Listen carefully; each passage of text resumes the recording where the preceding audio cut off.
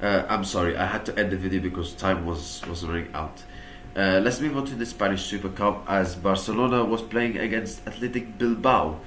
They won 5-0 against Athletic Bilbao, Barcelona, as it was a thumping performance from Barcelona. They absolutely destroyed Bilbao. I mean, Bilbao, by the way, defensively they were awful. They were awful, absolutely awful. Some of the goals they conceded and the way they were defending it was like, why did you waste your time even traveling to Saudi? But anyway, Barcelona comfortable victory. Goes for Ferran Torres, Ferran Lopez, who again was shining. He shined for Barcelona in the game against Espanyol with the 2 assists. In this game he was shining as well. Scored in this game. Ferran Torres was scoring as well.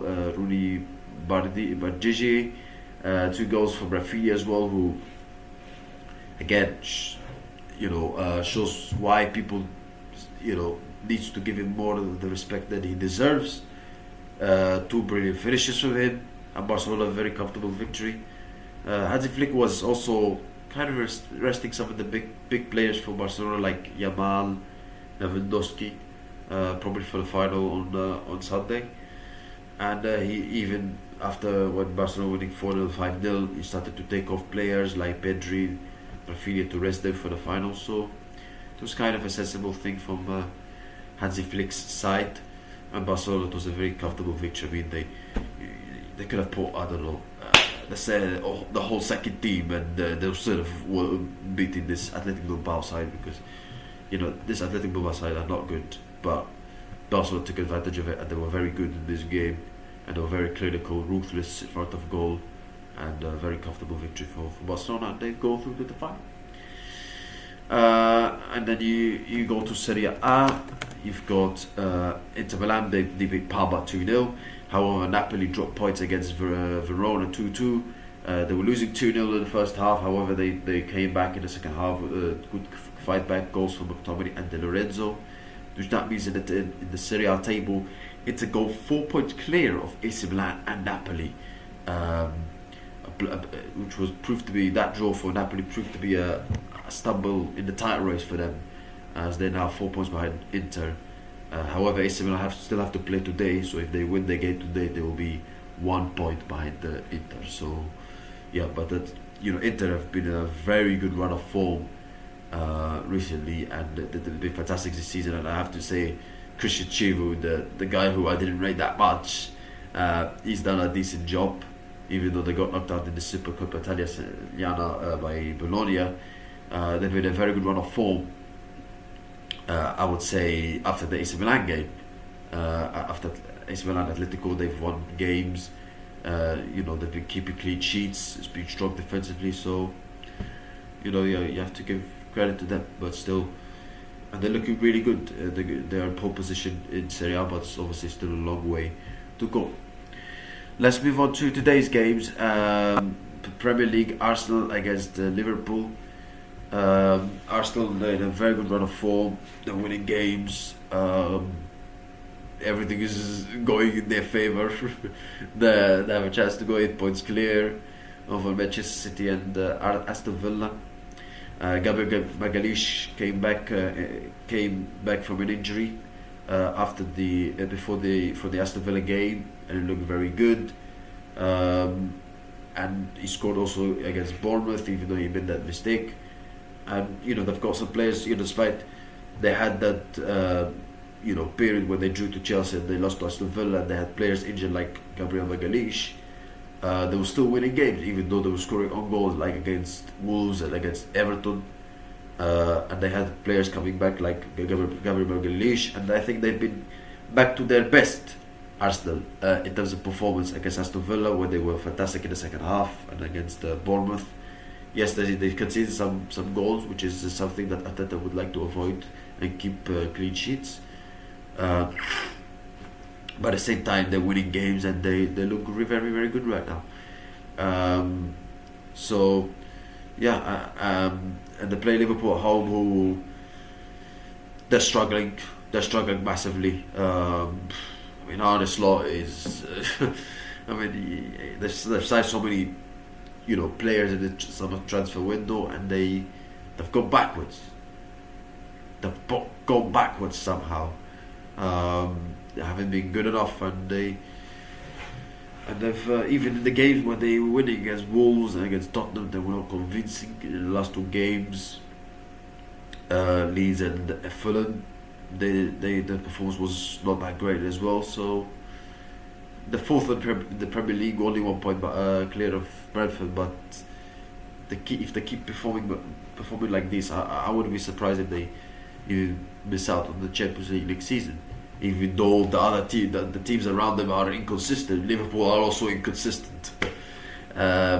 So yeah, you don't know what you're gonna get from this Liverpool team. They don't look exciting. They don't play with creativity.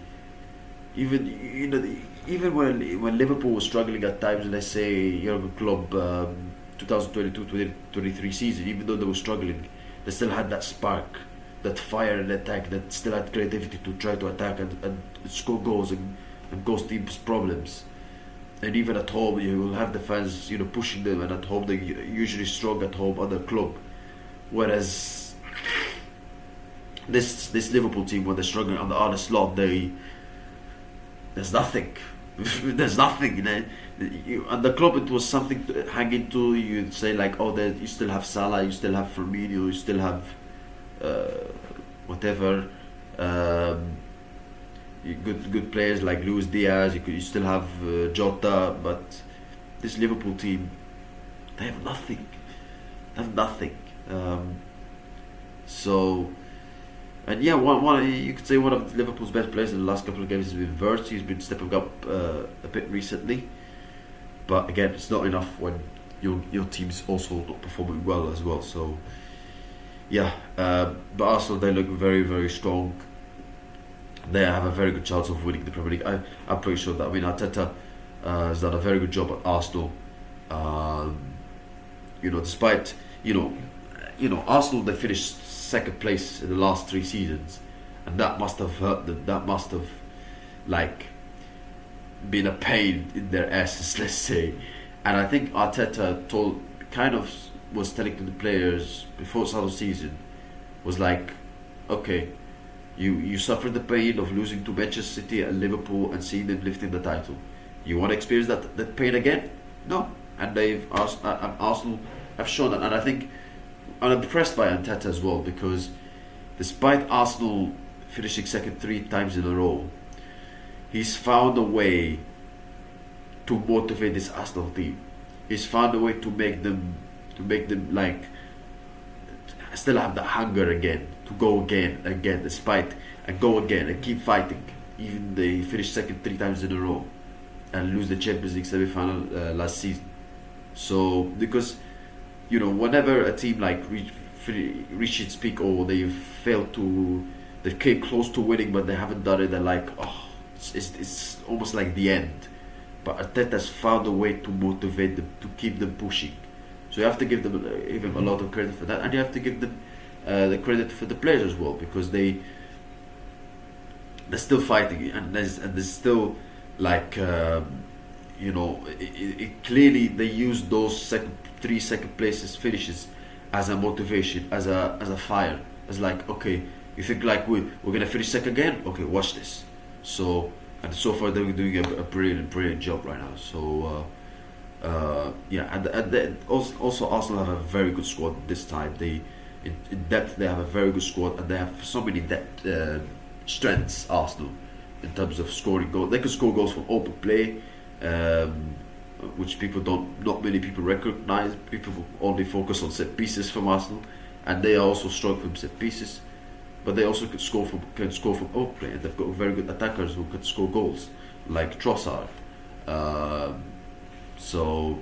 And they've got not only that they have attackers who could score goals, they've got players all around the pitch who could score, defenders who could score, like Gabriel, Declan Rice, Martin Odegaard. So yeah, that's the true great sign of a good team, of a fantastic team, that you have players who can score all around the pitch, not only the attackers. You have players, also defenders, midfielders who could score as well, not only that attackers. So that's also another strength that Arsenal have. But they play Liverpool. I expect them to win. I mean, they're in a much better state than Liverpool right now. They're a much better team than Liverpool right now.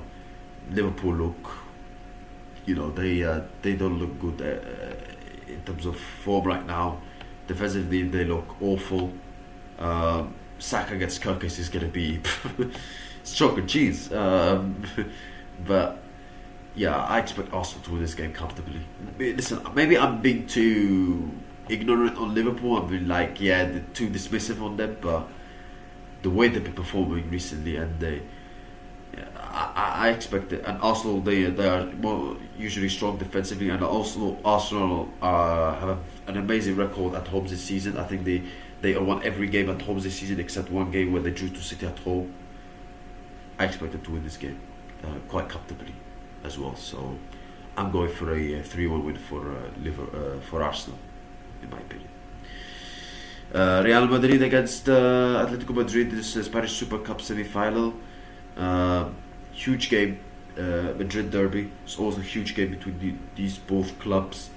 They faced each other in the earlier season where Atletico Madrid smashed Real Madrid 5-2, and Atletico had a difficult start to the season at the time, but in that game they were amazing. And then you look at La Liga, it looks like it's going to be difficult for them to fight for the title, as they are 11 points behind Barcelona. But they have other competitions to fight for. They have the Champions League, they have the Spanish Super Cup, they have the Copa del Rey. And whereas Real Madrid, and I expected, Atletico Madrid to have let's say, to be better this season, because I expected Simeone and the players to be motivated, because last season they were mostly fighting for the La Liga title, but towards the end they collapsed. So I expected them to be like motivated and fight and try to fight for the La Liga title again, and give a better fight than they showed last season, where they were mostly fighting, but towards the end they collapsed. But this time hasn't been the case. But for Real Madrid, there's rumours that could be Xabi Alonso's final test, and if Real Madrid don't improve in the Spanish Super Cup and they lose, Xabi Alonso is expected to be dismissed. That's rumours, but let's see what happens. But Real Madrid, it's a competition for sure. Both teams will take it seriously, especially Real Madrid, because they are also, especially with Xabi Alonso is under pressure, and Real Madrid, they are not top of La Liga, so it's a competition they will take it seriously, I'm pretty sure. But this game, it's a derby, anything can happen. Real Madrid are better players, they are a better team, but it's a derby. This kind of things can't count for nothing, whether you're in better form or a better team or whatever. My prediction, I'm going for I think Atletico will win. I really think so. With also Real Madrid missing Mbappe as well, which will be a big miss in my opinion. So I'm going for 2 win for Atletico Madrid. PSG against Olympique de Marseille, the Trophée des Champions, which is the game that I'm really looking forward to, and you guys know why.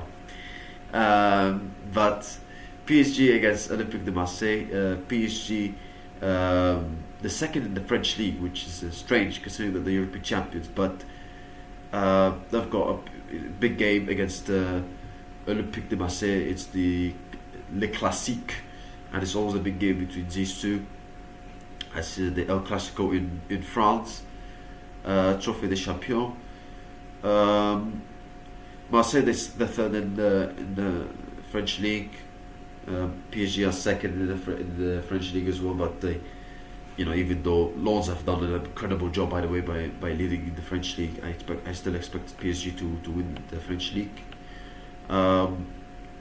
So yeah, but it's always a big game, and this kind of games, anything can happen, because there's obviously a big rivalry between these two, PSG and Marseille, and this kind of derbies, anything can happen. Football goes out of the window. Marseille will give it everything, I'm pretty sure, but I expect PSG to win still, even though Marseille will give it a good go, I'm pretty sure. My score prediction, I'm going for a 2-0 win for PSG. That's it, guys. Thank you. I wish you have a nice day. See you next time, and goodbye.